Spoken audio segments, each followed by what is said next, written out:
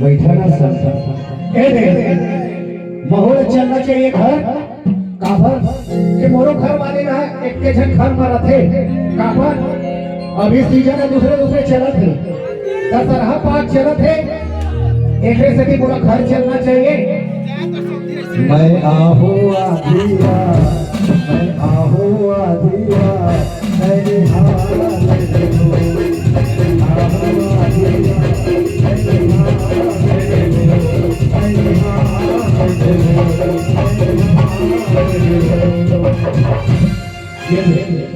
कहा चीज के आवाज आते भाई हमारे घर में समझी हाँ बोलो ना। सुना ना हाँ सुनाओ। आजकल संधिया ज्यादा दारू थोड़ी पीते नहीं पिए।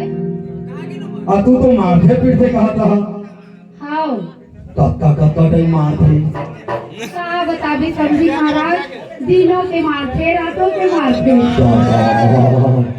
उसके कर मारते तब तुम्हार शरीर है इसने हवाए हाँ भाई के विटामिन खुराक लवन नहीं भुलाए के करे इधर ही ना हाँ हमार नवागढ़ के बाजार में हाँ तुहर पर मैं पैरी ले दी है ना हाँ आहा दस रे या हाँ जी ए मोर घर वाली हाँ बोलो। तार टीवी रे के तार आवाज मते काबर चला था तेरा बता इसने सुनत रहे हूँ जी गाना। ऐसे सुनत रहे हाँ और ए हम कोने रे हम अरे मैं तो तोर संधी आया ए संते महाराज जोहार